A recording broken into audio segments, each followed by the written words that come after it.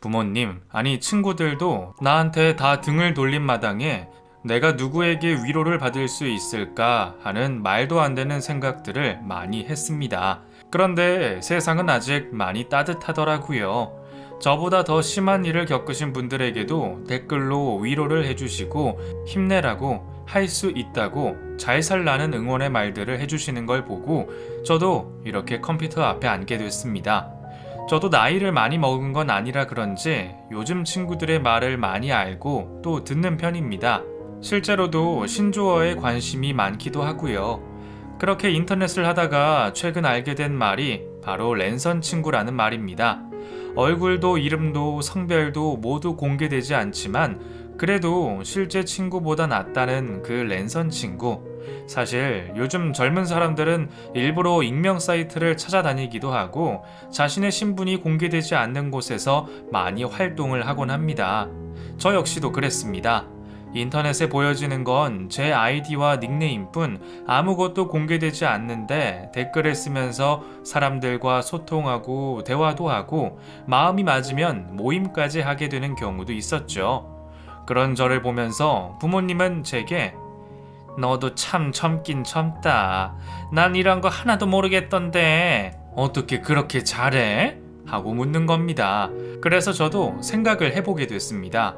내가 어쩌다가 이렇게 인터넷을 많이 하게 된 걸까? 20년 지기 친구들보다 왜 댓글로만 대화를 나누는 사람들에게 마음을 열게 된 걸까 하는 생각 말이죠.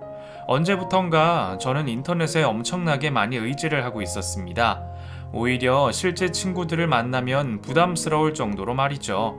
사실 제가 얼마 전까지 결혼 준비를 하고 청첩장을 돌리면서 참 많은 사람을 만났습니다.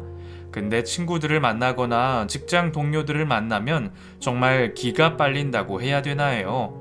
쉬는 날인데도 불구하고 일을 하고 야근까지 한 것처럼 너무 힘이 들더라고요. 그럴 때마다 집으로 돌아와서 저는 컴퓨터 앞에 앉아 랜선 친구를 찾기 시작했습니다. 요즘은 어플로도 친구를 사귀기도 하고 만나기도 하거든요. 사람들을 찬찬히 돌아보다가 이 친구가 내 마음을 좀 알아줄 것 같다 하는 사람을 골라서 그 친구에게 터놓고 말하기 시작했습니다. 나 오늘 너무 힘들었어. 사실 나 지금 결혼 준비 중인데 사람들 만나는 게 너무 피곤해. 하고 한 남성을 선택해서 대화를 걸면 그 친구는 저를 위로해주기 시작했습니다. 그래? 결혼 준비 중인데 왜 피곤해? 남편이 잘 안 해줘? 아니, 잘 해주지. 잘 해주는데 그냥 사람들 만나는 게 생각보다 피로하네. 결혼 준비는 즐거운데 뭐랄까 갔다 오면 기가 빨린다고 해야 되나? 몸에 힘이 하나도 없어. 혹시 그 친구들이랑 안 맞는 건 아니야? 너도 결혼식에 굳이 초대할 사람이 없어서 그 친구들을 부르는 거고. 네 자신을 한번 돌아봐. 네가 정말 진심으로 그 친구들을 초대하고 싶은 건지 아니면 자리 채우기로 그냥 세워두는 마네킹 같은 건지. 나도 결혼을 했지만 친구들과 같이 밥 먹고 청첩장을 나눠줄 때 되게 즐거웠던 기억이 있거든. 내 결혼식에 초대하려고 돈을 쓰면서 밥을 먹는데 돈이 안 아깝더라고. 그게 몇십만 원이 나왔는데도 말이야. 하면서 제게 조언을 해준 적도 있었죠. 사실 이런 얘기를 실제 친구들에게 꺼내면 정말 생매장을 당했을 겁니다. 그냥 익명이고 모르는 사람이니까 솔직한 제 마음을 꺼낼 수 있었던 것도 사실이고요. 그래서인지 저는 점점 더 스마트폰에 빠지게 됐고 어플로 친구를 사귀고 밖으로 꺼내지 못했던 얘기들을 속 시원하게 할 수 있는 사람이 어플 친구라고 믿고 살았습니다. 하지만 현실과 인터넷 세상은 달라도 너무 달랐습니다. 가끔 저는 조언을 구하기 위해 어플을 껴서 친구에게 말을 걸면 제게 욕을 하거나 성적인 대화를 서스럼 없이 하는 사람들도 많았습니다. 물론 그런 대화를 받으면 굉장히 불쾌하고 기분이 나쁘지만 10분의 1로 좋은 사람도 있기에 랜선 친구를 포기할 수 없었던 것 같습니다. 사실 사연을 쓰기 위해 컴퓨터를 켜기 전까지만 해도 저는 어플 친구와 대화를 하고 있었습니다. 동네 친구를 만나는 어플이었는데 거기서 한 친구와 매칭이 돼서 얘기를 나누기 시작했죠. 상대방은 여자였고 제가 먼저 조심스럽게 제 파혼 얘기를 꺼냈습니다. 나 사실 얼마 전에 파혼했는데 집에서 식구들도 날 외면하고 친구에게도 연락하기 쪽팔려. 근데 너무 답답하고 이대로 있다가 그냥 저 세상으로 가버릴 것 같은데 내가 뭘 할 수 있을까? 하고 조언을 구했더니 그 친구가 제게 이 사연 채널을 소개시켜줬던 기억이 납니다. 그러면서 제게 여기다 사연 보내보는 거 어때? 진짜 세상에 아직 얼마나 미친 사람들이 많은지 이걸 들으면 체감할 수 있을 거야 하면서 제 얘기를 꺼내보라고 하더라고요. 솔직히 처음에는 여기에 사연을 보내는 사람들이 다 미쳤다고 생각했습니다. 그런데 듣다 보니 왜 사람들이 사연을 보내는지 알겠더라고요. 누구도 제 얘기를 들어주지 않을 때 나도 소리치고 싶은데 아무도 내 말에 귀 기울여주지 않을 때 이만한 곳이 없다는 생각이 들었습니다. 그리고 또 하나 느낀 점, 세상에 정말 미친 인간들이 많다는 겁니다. 그중 한 명도 바로 제 전남편이고요. 솔직히 이혼이 아니라서 전남편이라 말하긴 좀 그렇지만 사실 혼이나 마찬가지고 편의상 그냥 전남편이라고 하겠습니다. 사실 제가 그 사람을 처음 만난 건 동호회에서였습니다. 저는 20살이 될 때까지도 제대로 된 친구는 딱 한 명뿐이었습니다. 중학교 때 만난 친구인데 그 친구를 따라 고등학교도 가고 대학도 갔죠. 그렇게 학교를 같이 다니다가 졸업을 하면서 같은 곳에 취직을 하고 싶었는데 전공이 달라 그러지 못했습니다. 결국 친구와 저는 다른 곳에 취직을 하게 되면서 자연스레 멀어졌습니다. 그러다가 몇 년 만에 그 친구에게 메일 한 통이 도착했습니다. 소미야, 잘 지내? 나야 영선이. 나 이번에 동호회 가입했는데 네 생각이 나서 연락했어. 여기 수영 동호회거든. 직장인들 모임인데 아침마다 모여서 수영하는 거야. 우리 어릴 때 동네 계곡에서 맨날 물놀이 하던 거 기억나지? 나도 오늘 처음 모임 갔는데 진짜 너무 재밌고 그때 생각이 나더라. 그래서 네가 보고 싶어졌어.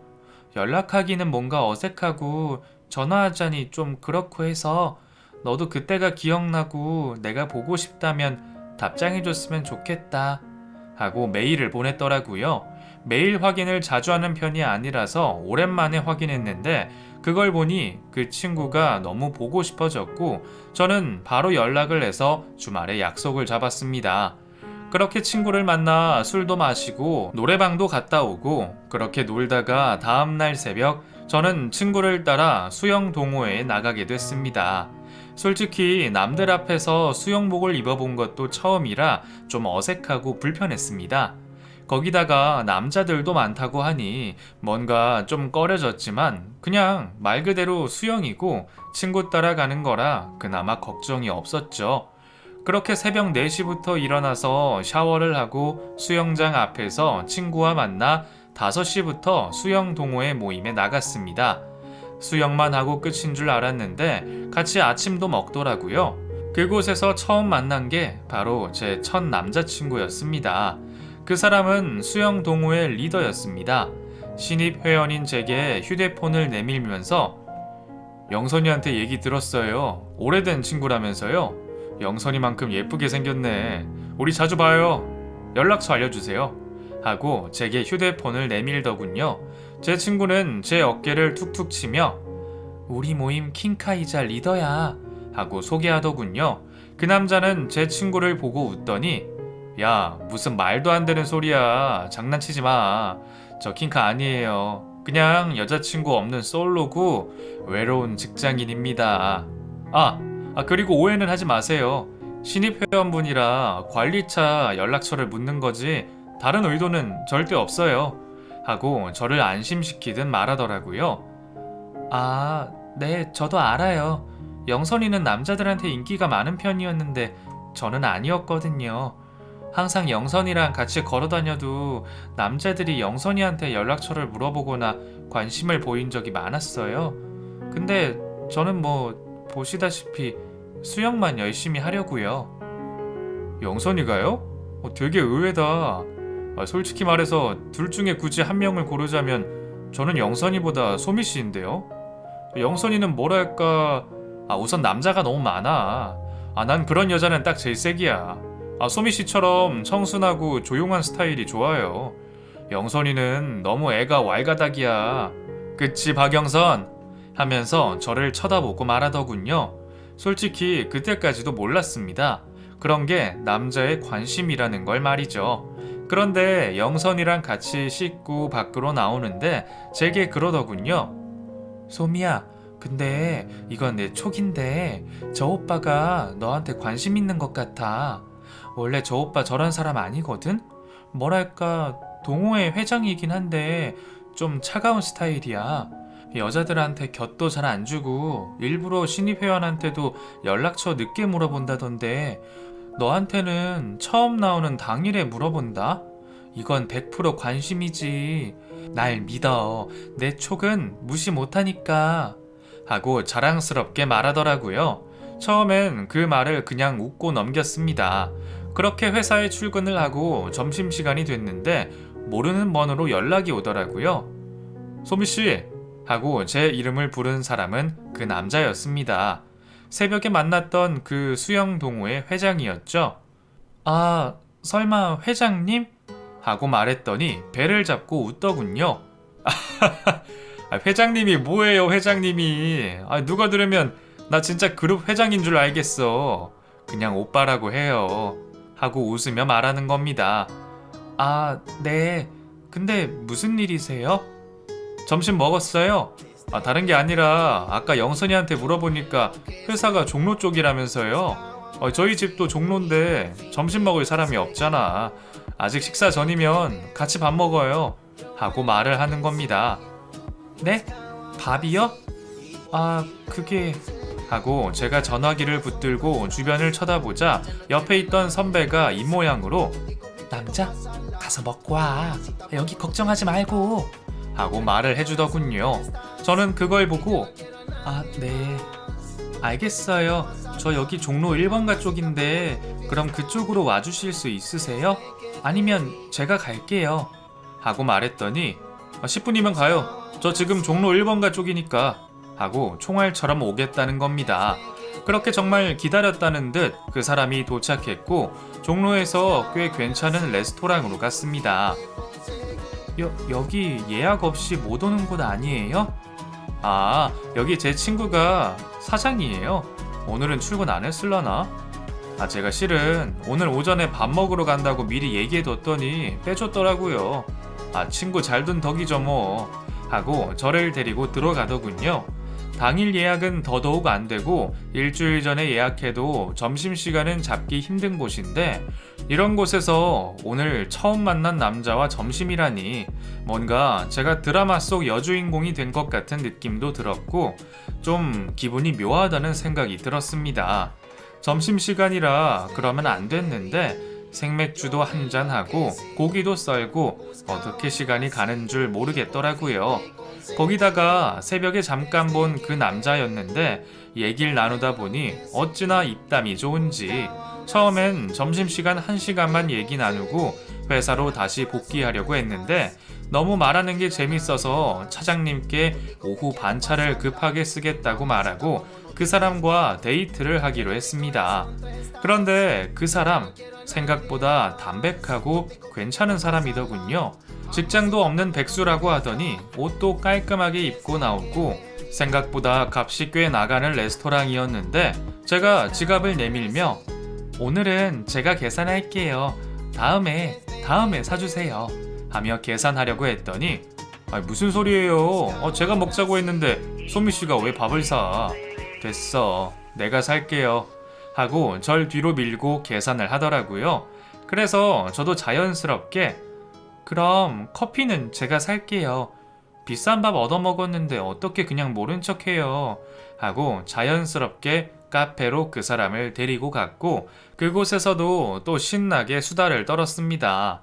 그 사람은 저보다 3살 연상의 사업을 하는 사람이었습니다. 백수라는 건 농담이었고 해외에도 지사를 몇 개 둔 꽤 큰 사업을 하고 있다고 했습니다. 부모님 두 분 모두 영국에 계시고 형제는 없는 외아들이었습니다. 아버지 사업을 이어받아 한국에서 운영을 하고 있는데 최근까지 영국에 있다가 한국에 들어온 지 얼마 안 됐다고 하더라고요. 그 얘기를 들으니 정말 일개 회사원인 저와는 달리 어마어마한 사람인 것 같았습니다. 하지만 겉으로 봤을 땐 그런 티가 하나도 안 나더라고요. 그래서 조심스럽게 물었습니다. 그런데 왜 사람들한테는 백수라고 얘기해요? 일부러 그런 거예요? 뭐 서민 체험 그런 거? 하고 농담처럼 말했더니 실은 그게 서민 체험이라기보단 좀 피곤하더라고요. 저도 지금 수영 모임 만들기 전에 여러 모임에 다녀봤는데 제가 사업한다고 하고 영국에 부모님이 계신다고 하면 뭐 제가 재벌인 줄 알아요. 사실 그 정도는 아닌데 그래서 뭐 일일이 상대하기도 불편하고 뭐 이래저래 말하기도 그렇고 해서 그냥 대충 둘러대고 맙니다 하고 얘기를 하더군요. 그런데 왜 저한테는 말하는 건데요? 제가 다른 사람한테 얘기하면 피곤해지는 건 똑같잖아요 하고 물었더니 소미 씨는 말 안 할 것 같아서요. 그냥 제 느낌이 그래요. 뭐 혹시나 말해도 어쩔 수 없죠. 근데 소미 씨는 말 안 할 것 같아요. 입 무거운 사람 같거든요. 그래서 오늘 소미 씨한테 만나자고 한 거예요. 뭐랄까, 괜시리 믿음직한 사람? 뭔가 속 편히 얘기할 수 있을 것 같아요. 하고 마치 저를 특별한 존재처럼 대해주는 겁니다. 그 뒤로 그 사람을 자주 만났습니다. 점심시간에 종종 회사 근처로 찾아와 밥을 먹기도 하고 수영 모임이 끝나고 나서도 그 사람과 저는 따로 빠져서 아침을 먹었죠. 그리고 퇴근 후에도 그 사람이 저를 데리러 와서 저녁을 같이 먹고 술도 마셨습니다. 그리고 우리가 사귀기로 한 그날도 꽤 괜찮은 외제차를 끌고 회사 앞으로 와서는 창문을 열고 소미씨 타요! 오늘 근사한 곳 데려가 줄게요. 하면서 직원들의 시선을 한몸에 받게 했죠. 그렇게 저를 데리고 간 곳은 저희 둘이 처음 만났던 레스토랑이었습니다. 그곳에서 밥을 먹으며 그 사람은 제게 정식으로 고백을 했고 저희가 사귀기 시작하면서 수영 모임을 탈퇴했습니다. 그 뒤로 영선이라는 친구에게도 몇 번 연락이 왔었는데 제게 첫 연애이기도 하고 그 남자한테 미쳐서 그 친구 연락을 전부 씹고 제 남자친구에게만 올인했던 기억이 납니다. 그 사람과의 연애는 너무 달콤하고 황홀했습니다. 제게는 돈을 절대 아끼지 않던 그 남자, 그리고 항상 제게 모든 걸 다 퍼주던 그 사람. 이런 게 사랑이구나. 왜 여자들이 사랑에 미치는지 제게 알려주는 정답 같은 사람이었죠. 전 저 혼자서 자꾸만 그 사람과의 미래를 그렸습니다. 하지만 걸림돌은 바로 다름 아닌 집안 차이였습니다. 저희 집은 지극히 평범한 집안이었습니다. 저와 여동생 그리고 엄마 아빠 네 가족이 열심히 돈을 벌며 생계를 유지하고 엄마는 미용실을 아빠는 회사를 다니면서 하루하루를 살아가는 평범한 집안이었죠. 굳이 따지자면 우리 집에 비해 제 남자친구는 재벌이었습니다. 언감생심 꿈도 못 꾸는 어마어마한 사업 규모와 영국에서 교수직을 하고 있다는 어머니, 그리고 가끔 제 앞에서 알아듣지 못하는 사업 용어와 영어를 쓰며 직원들과 대화를 하는 그 사람을 보며 가끔은 자괴감을 느끼기도 했습니다. 어쩌면 이 사람과의 결혼은 그냥 꿈일 수도 있겠다. 연애만 하다가 끝낼 수도 있겠다라는 우울한 생각들을 했죠. 근데 그런 제 마음들이 투영된 건지 술김에 저도 모르게 취중 진담을 몇 번 한 것 같았습니다.